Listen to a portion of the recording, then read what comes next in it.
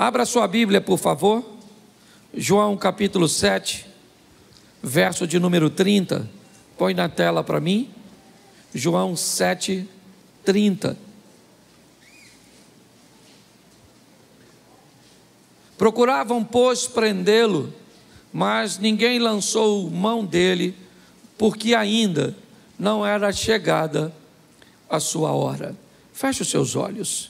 Senhor nosso Deus e Pai, em nome de Jesus, continua falando conosco, usa-me como um canal de bênção nesta hora, ó Pai, e que possamos sair daqui diferente do que entramos. O Senhor jamais reuniu um povo para despedir este povo de mãos vazias. Te damos graças em nome de Jesus, amém, glória a Deus, amém?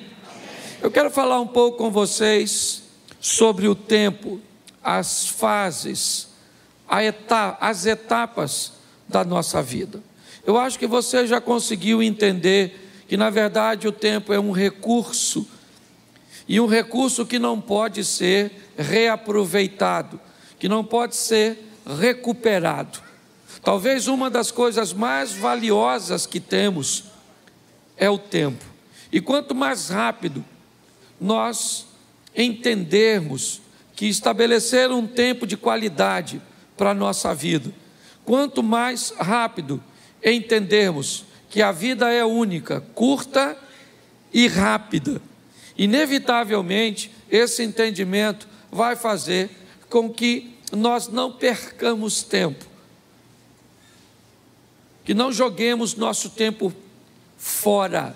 É lógico que uma parte do seu tempo é extremamente saudável que você dedique essa parte para que você venha ter lazer, uma diversão, se distrair. É importantíssimo. Pessoas que acham que vieram nessa vida apenas para trabalhar, que colocam um dinamismo acima da média na sua vida e acha que isso é saudável, é só uma questão de tempo até ela descobrir que acabou ficando sozinha, acabou ficando doente e pior, não dá para recuperar mais. Filhos só são crianças uma vez na vida. Você só é jovem uma vez na vida. Casamento, certo? Aquela coisa gloriosa e satisfatória do início do relacionamento, na verdade, ele acaba acontecendo uma vez só. Então, aproveitar o tempo é algo que nós devemos fazer o mais rápido possível. Nós estamos vendo um texto que diz que tentaram prender Jesus, mas ninguém conseguiu prendê-lo, simplesmente porque não era o tempo dele ser preso. Quando nós olhamos para tempo, é importante entender que Deus é atemporal. Deus vive na eternidade. Para Deus, o tempo em si, para Ele, não existe, né? Não faz diferença, Ele é eterno. Foi, é e sempre será, é assim que funciona. Mas para nós, não. Nós temos aí, né? Normalmente a via de regra, 9 meses para nascer, de 1 ano a 2 anos para andar, de 10 a 12 normalmente para descobrir que os adultos, nossos pais, não são super pessoas. Nós temos aí basicamente 30 anos para amadurecer. Algumas pessoas dizem, profissionais da área de psicologia, que o indivíduo que não amadurece até os 30, ele pode ficar esperto, mas vai ser bobo. Já vi uns caras velhos bobo. Ele sabe ganhar dinheiro, ele tem uma situação boa, mas você começa a falar, é uma bobeira.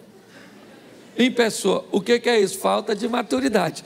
Se tu está com 30, acenda a luz de emergência e amadureça o mais rápido possível, ok?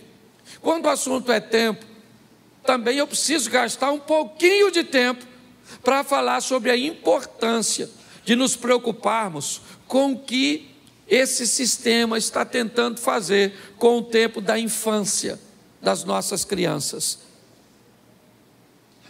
Se nós olharmos, nós muitas vezes não conseguimos entender por que é que tantas informações distorcidas, por que é que desenhos animados, por que é que programas direcionados para a criança na idade mais precoce possível buscam levar informações, imagens, porque no tempo da infância, no tempo dessas crianças, elas não conseguem discernir o que é uma sugestão, do que é uma informação e uma ordenança. Por que é que estão investindo? Nosso sistema de ensino brasileiro tem um material didático tão ruim. Por que é que desde que o mundo é mundo, pelo menos que eu lembro, no Brasil, a maioria de nós não fomos para a escola para aprender sobre sexo, se eu era menino, como fazia, se fazia, com quem fazia. Nós íamos lá para aprender matemática, português, moral e cívica, ciências. Lembra disso? E por que que hoje? O que aconteceu com esse tempo que nós estamos? É um tempo que está querendo estabelecer matrizes no nosso filho. Ensina ao menino o caminho que ele deve. Se você não sabe obedecer a Bíblia, o diabo talvez seja mais obediente que você. O diabo, ele diz, se a Bíblia está dizendo, ensina o menino o caminho que deve andar, eu vou obedecer a Bíblia. E vou ensinar esses meninos a se comportar segundo o meu modelo. E quando eles chegarem em casa, vão conflitar com esses pais que não têm tempo de estabelecer matrizes. E quando tentarem desfazer as matrizes que o sistema de ensino, que na verdade tem nada a ver com educação, sistema de educação é em casa, a escola é o sistema de ensino. Então, quando nós olhamos para esse tempo de tanta imaturidade que busca atingir as nossas crianças, é melhor você acordar o mais rápido possível. Porém, eu aqui como pastor e aqueles que sobem aqui, o máximo que nós podemos fazer é levar a palavra de Deus até o seu ouvido. E Deus então leva do seu ouvido para o seu coração. Por isso que é muito importante para Satanás destruir você, ou destruir a sua atenção enquanto nós estamos aqui pregando. Por que é que há um ambiente tão grande de distração durante o culto? Porque é simples. Se a palavra não chega ao ouvido, não há possibilidade dela ser conduzida para o coração. Então tem que sentar alguém do seu lado que converse com você algo interessante enquanto o culto passa. Porque para Satanás é importante que no final do culto você não tenha nada na mente. Por quê? Porque se tiver na mente, preste atenção, você viu aqui o Wesley vindo ministrar a oferta, e ele disse que ouviu uma palavra aqui, uma palavra que o impulsionou a semana inteira, ou seja, a palavra estava no ouvido, estava na mente. Se a palavra entrou na mente, Deus foi levando a palavra para o coração dele, e é assim que acontece. Nós já vimos em 1 Coríntios 10, 1, que pessoas estão no mesmo ambiente, vendo a mesma coisa, ouvindo a mesma coisa, porém vivendo resultados altamente diferentes. E qual é o motivo para que isso aconteça? O nível de atenção e de comprometimento que essas pessoas tomaram após receber a palavra ou a ferramenta. Quando nós olhamos para isso, talvez nós consigamos entender por que algumas pessoas têm problemas com lidar com os tempos. E eu separei algumas coisas aqui, de uma palavra que mexeu muito o meu coração, eu quero compartilhar com você. O primeiro tempo que eu quero falar com você é o tempo dos outros.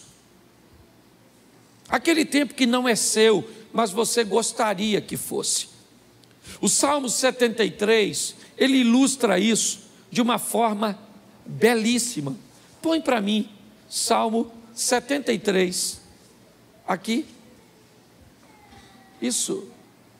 Vamos lá. Verdadeiramente bom é Deus para com Israel, para com os limpos de coração. Preste atenção agora. Quanto a mim, meus pés quase se desviaram. Faltou ou pouco faltou para que escorregassem os meus passos. Por quê? Pois eu tinha inveja dos soberbos, ao ver a prosperidade dos ímpios. Porque não há apertos na sua morte, mas firme está a sua força. Não se acham em trabalhos como outra gente, nem são afligidos como outros homens. Pelo que a soberba os cerca como um colar, vestem-se de violência como um adorno. Só aí, preste atenção, qual é o problema do salmista aqui? Me parece que esse é o salmo da comparação. Me parece que esse texto define a pessoa que olha para o tempo dos outros, para aquilo que está acontecendo na vida dos outros, e não consegue entender que o tempo dos outros não é o seu. Muitas pessoas se perdem canalizando tanta atenção para o que está acontecendo na casa do vizinho, na empresa do vizinho, na igreja do outro pastor, que esquece de canalizar suas forças para fazer as coisas acontecerem na sua própria vida. O salmista está dizendo que ele quase caiu, seus pés vacilaram, ele quase desviou. Quando? Quando ele começou a olhar o tempo dos outros. E o que estava acontecendo na vida dos outros era muito diferente do que estava acontecendo na vida dele. Aprenda uma coisa: em muitas fases da sua vida, o casamento de outras pessoas vão estar melhor que o seu. A situação financeira de outras pessoas vão estar melhor que a sua. A aparência dessa pessoa vai estar melhor que a sua. Você precisa ter maturidade para entender que o tempo dos outros não é o seu tempo. Pare de olhar o que está acontecendo na vida de seu vizinho. Trabalhe, ore, entenda que o seu tempo vai chegar. E não use a medida dos outros para estabelecer a sua. Até porque, eu vou ser franco para você, e aqui na igreja você sabe que eu abro o meu coração direto.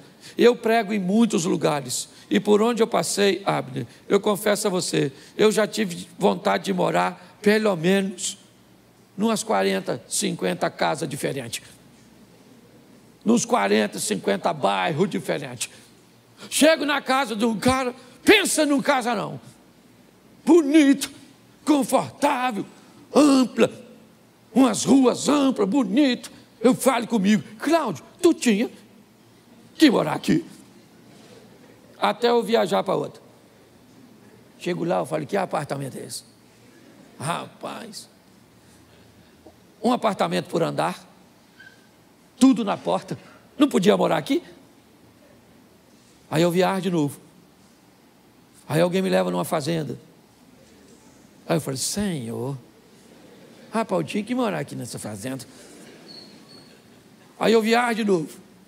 Vou para uma casa de praia e me deixa lá hospedado. Falei: aqui que eu tinha que morar. Esse dia eu fui para um apartamento em Balneário Camboriú. Me botaram numa piscina de água quente que tinha uma cama que fazia massagem na gente dentro da piscina. Ali eu tive certeza que era ali. Uma cama que faz massagem em nós dentro d'água. Aí eu fui para Brasília. e me levaram para uma casa que tinha até um helicóptero. Eu já esqueci da massagem. O que é uma massagem numa piscina? Com um bicho que leva a gente para as alturas? Aí eu quis morar lá. E por onde eu passo? De vez em quando ainda quero. Mudo para aqui, mudo para ali. E agora que minha mulher vai comigo de vez em quando? É 2. Cláudio, não podia morar aqui, né? E eu falo para ela, Xerém nos espera. Aquela grande metrópole. Você consegue entender? O tempo dos outros não é o seu. Pare com isso, amadureça. Vamos voltar para cá? Segundo tempo. Fora do tempo. Aquilo que nós queremos, mas ainda não é o nosso. Pastor, que exemplo você pode usar para isso? O Saul. Saul queima uma etapa. E, gente, muita coisa, né, que nós vemos, nós até poderemos adquirir e ter, mas não fora do tempo. Tenha maturidade para entender que coisas fora do tempo pode deformar você. Deus, Ele está no controle de todas as coisas. Eu li um livro esses dias do Carlos Drummond, e o título dele é Fora do Alcance das Crianças. E ele começa a explicar por que é que tem coisa que a gente não recebe. Porque Deus não dá determinadas coisas para crianças. Tem que ter maturidade. Você tem que entender que tem coisas que são para você, mas ainda não é o seu tempo de alcançá-las. E Deus sabe, nossa, eu queria. Eu vou contar uma experiência para vocês. Aqui, da minha família, está ali meu filho, minha nora estava sentada aqui. Isso, tá, deve estar com meu netinho por aí, mas meu filho está. Nós fomos viajar. Aí entrou toda a patotinha no carro. Certo? Entramos todo mundo. Aí meu neto quis o celular para ver, né, um desenhozinho. Aí minha nora falou assim, você vai passar mal, Miguel. Mas ele, sabe como é que é criança, né?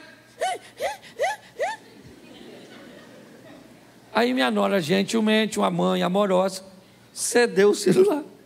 Ele começou a ver. Um tempinho depois, ele começou a enjoar. Dentro do carro, escuta só. Certo? Dentro do carro. Ele podia? Sim. Mas era o tempo de ter? Não. Nós fizemos uma paradinha. O que nós fizemos?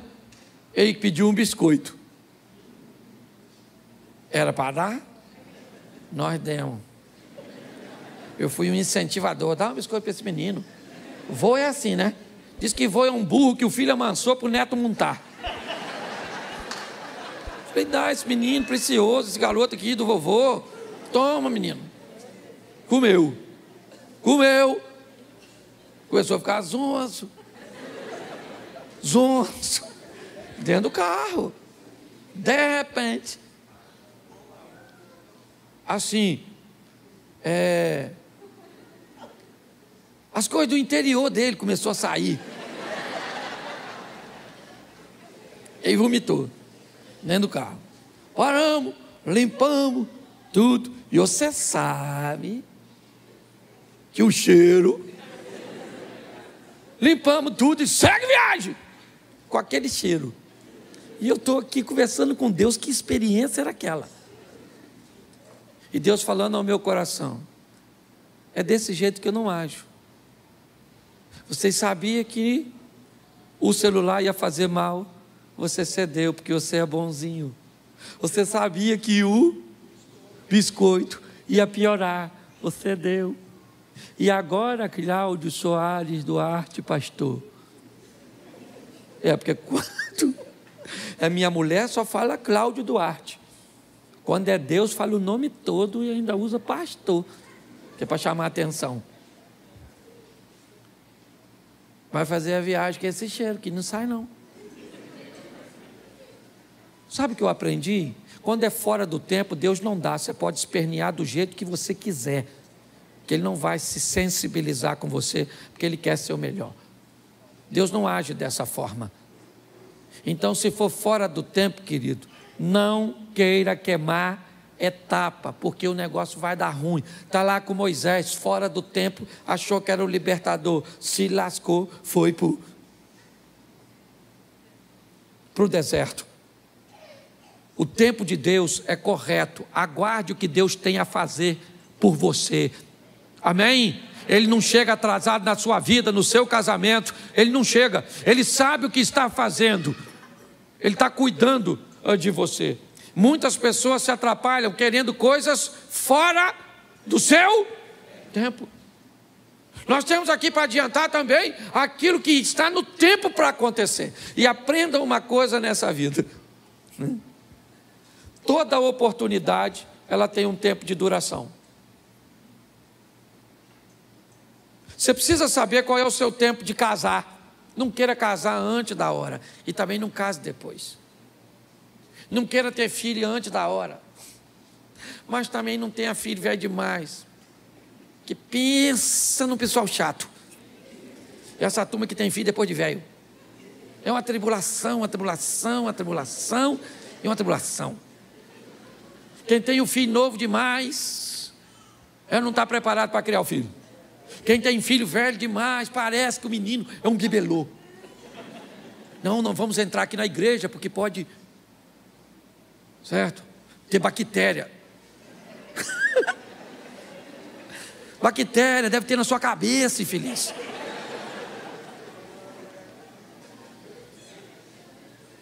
Você tem que descobrir qual é o seu tempo de casar. Você tem que descobrir qual é o seu tempo de agir em favor das suas finanças. É o seu tempo. Peça a Deus para te dar discernimento. Chegou a sua hora de viver. Descubra quando ela é, em qual área é, e mergulhe com toda a sua força. É assim que funciona. Em 1992, eu tive que fazer 2 mudanças drásticas na minha vida. Casar. Acabei com a minha vida de solteiro.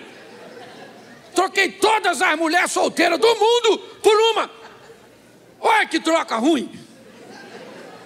Porque antes de casar eu podia ter qualquer uma solteira, sim ou não? Depois que casei, rejeitei todas as outras. E para ir Jane Mary, para ir com ela até que a morte o separe. E diga-se de passagem, está demorando. Para ela e para mim. A Abner que diga isso, ou não, a Jacira aí, ó.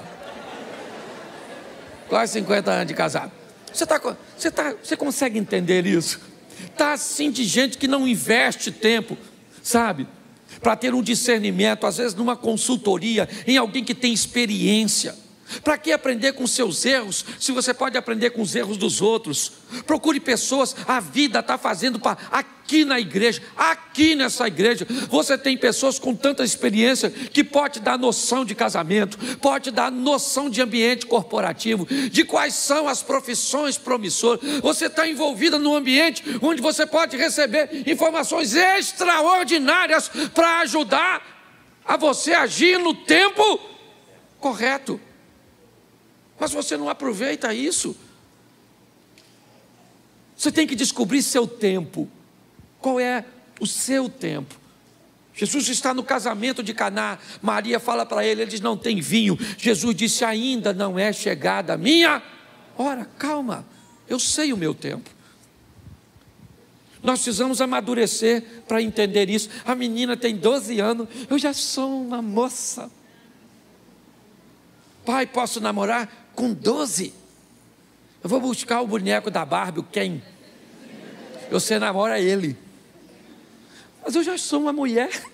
Ô menina, vai assistir Chiquitito e não me perturba. Menino, 13 anos, acho que é um homem. Não paga uma conta. Qualquer coisa que vai fazer, está cansado. Não estuda direito. Nada. Aí vê uma menininha. Eu já estou no tempo de namorar. Eu acho que você está no tempo de eu castrar você, não é? Você sossegar esse fogo. Você está rindo, mas é sério. Você tem que entender o tempo da espiritualidade. O tempo de investir em leitura, em busca por Deus. É muito importante isso, gente. Descubra o seu tempo, as coisas que têm que acontecer, né? no seu tempo. Para alguns, esse tempo pode chegar um pouco mais cedo, para outros, um pouco mais tarde, para outros chega no modelo mais fácil, para outros no modelo mais difícil. Mas entenda isso, eu vejo pessoas querendo viver o tempo dos outros, eu quero pessoas querendo viver coisas fora do tempo, antecipando e quebrando a cara, tomando decisões equivocadas, e pessoas que sequer são capazes de entender o seu próprio tempo. O próximo, o tempo de Deus, tem o seu tempo. Pastor, mas o meu tempo não é o tempo de Deus? Não era isso que você está falando? Não, o seu tempo é o tempo que você tem que aproveitar para estudar,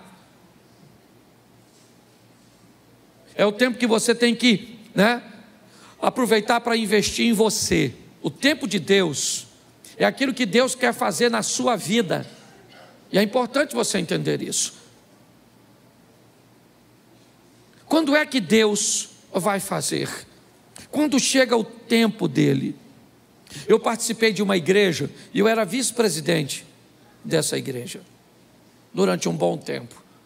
E muitas vezes eu vi pessoas querendo criar conflitos entre o pastor presidente e a mim, querendo que eu o confrontasse, criasse problemas, porque muitas pessoas, por algum motivo, afinidade ou outras coisas, ou por uma visão equivocada, viam uma liderança pastoral na minha vida. Mas eu entendi que aquele não era o tempo de Deus para a minha vida, e que o tempo de Deus para a minha vida ia chegar. Hoje, eu procuro, primeiro, não olhar para o que está acontecendo na vida e no tempo dos outros. Hoje, eu procuro olhar de uma forma sábia para não querer as coisas fora do tempo. Eu busco a maneira de aproveitar todas as oportunidades para entender o meu tempo, sabe, aquilo que Deus está preparando para mim, ou me dando a oportunidade de viver. Mas o tempo de Deus, no que diz respeito principalmente a ministério, a ações que vão mudar a nossa vida, precisa ser entendido. Quando eu olho para Davi, sendo ungido por Samuel como rei, sabia que o trono era seu futuro. Profecias, se é que eu posso chamar isso de profecias, mas incentivo, que diziam: mata o camarada, porque se você matar, você se torna o rei. Ele disse: mas esse não é o tempo. Para que o tempo e que as coisas de Deus se cumpram na minha vida, eu não preciso puxar o tapete de ninguém. O que Deus tem para mim é meu. É assim que funciona. Eu não estava em casa, é o que Davi poderia dizer, quando Samuel esteve lá, todos os meus irmãos estavam lá. Eu estava no campo trabalhando, mas ninguém comeu nada, e o ungido fui eu, porque o tempo de Deus chegou para a minha vida. É importante você entender isso. Se nós não amadurecermos para dar uma olhada nisso, está assim de gente vivendo fora do tempo. Adultos vivendo como adolescente, pessoas que tinham uma situação financeira melhor ontem e hoje continuam gastando no mesmo tempo. É assim que funciona. Homens casados vivendo tempo e comportamento de solteiros, pessoas invertendo tudo e pior, trazendo dores, desconfortos, adversidades para a sua vida. Está na hora de você tomar uma decisão para mudar a sua história. É para isso que você vem à igreja, sabe para quê? Para entrar pelo teto paralítico e para sair pela porta andando. Nós vamos para a presença de Jesus para sair de lá melhor do que entramos. Esse é o propósito. Sair daqui uma esposa melhor, um marido melhor, um colaborador melhor, um empresário melhor, um pastor melhor, um amigo melhor. É para melhorar. O trabalho do Senhor tem o propósito de nos levar para a próxima fase da nossa vida. E para me encerrar, por causa do tempo, nós temos o fim dos tempos.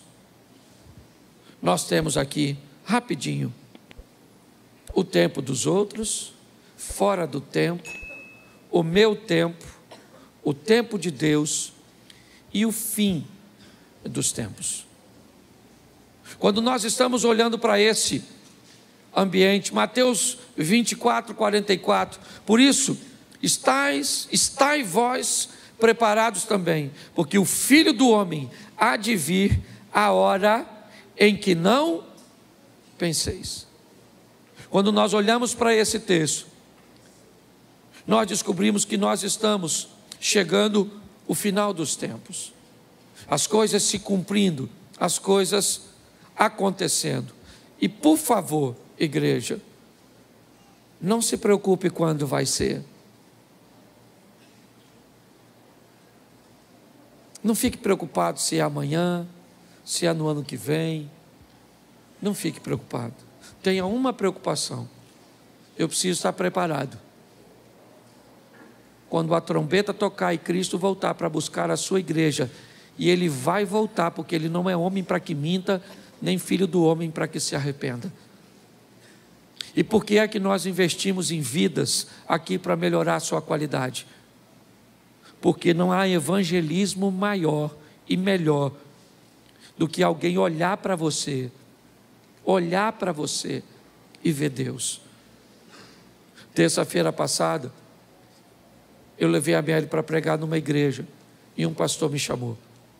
Ele trabalhava na usina de Angra e ele me disse que com ele trabalhava um alemão que entendia pouquíssimo português e que falava inglês e alemão. E ele disse que criou um laço de amizade, mas que a comunicação era muito difícil entre eles. Mas que ele buscava, dentro das suas limitações, pregar Jesus para aquele homem de uma língua tão desafiadora. O homem entendia pouco, mas quem pregava era muito crente. Falava pouco e vivia muito. Dava um testemunho. O cara gostava demais dele e tolerava até ouvi-lo sem entender muitas coisas. O homem foi embora para a Alemanha e não se viram mais. Um tempo depois ele recebe a ligação da filha deste homem. E criou uma maneira, não entrei em detalhes, para comunicar a ele, que depois que o pai dela havia voltado para a Alemanha, ele aceitou Jesus como Salvador. E ele tinha falecido lá na Alemanha. E que ele deveria pegar um avião e ir à Alemanha, porque o pai dela, antes de falecer, deixou uma herança para ele, que ia mudar a vida dele. Muito mais do que o que falamos, meus irmãos, vale o que nós vivemos. A nossa sociedade está cheia de palavras, cheia de historinhas. A nossa sociedade está querendo testemunho. Não basta subir num púlpito e falar muito bem, não basta. As pessoas querem conviver com a gente, para ver como a gente vive, como a gente trata as outras pessoas, como tratamos a nossa família. Esse é um tempo que estamos vivendo, onde o Senhor está voltando. E o Espírito do Senhor está sendo derramado sobre a igreja. Aproveite esse tempo, o tempo da graça, o tempo do favor de Deus. Eu não sei o que você tem vivido, não, mas por favor, melhore a sua ótica. Não dá para demorar para ser a melhor esposa, porque Jesus está voltando. Não dá para demorar para ser o melhor marido. Não dá para demorar para ser fiel. Não dá para demorar. Ele está voltando para buscar a sua igreja. O mundo está precisando disso. Se você acha que está desafiador agora, imagine esse período do ano que vem, o período das eleições. Deixa eu avisar a igreja de uma vez. Em julho do ano que vem, eu vou tirar um tempo para falar de política aqui na igreja. Em julho. Vou mostrar um pouco a igreja. Alguns já sabem, outros, eu não gosto de fazer isso, mas eu acho importante. E a partir de julho, nós não vamos mais falar de política na igreja, até a eleição terminar.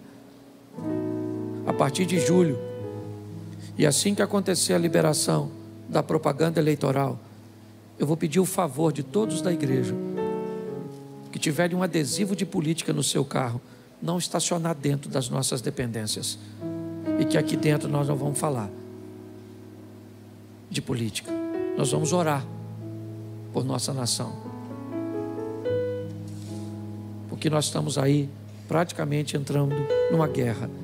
Talvez muitos de vocês, na última eleição, perderam relacionamentos de familiares e de amigos que saíram do grupo ou removeram você e que nem fala mais contigo direito por causa de uma eleição. Isso é um absurdo. Mas nós vamos orar para a nossa nação. A minha rede social não tem nada a ver com a igreja. E na minha rede social eu faço o que eu quiser, desde que eu não quebre princípio.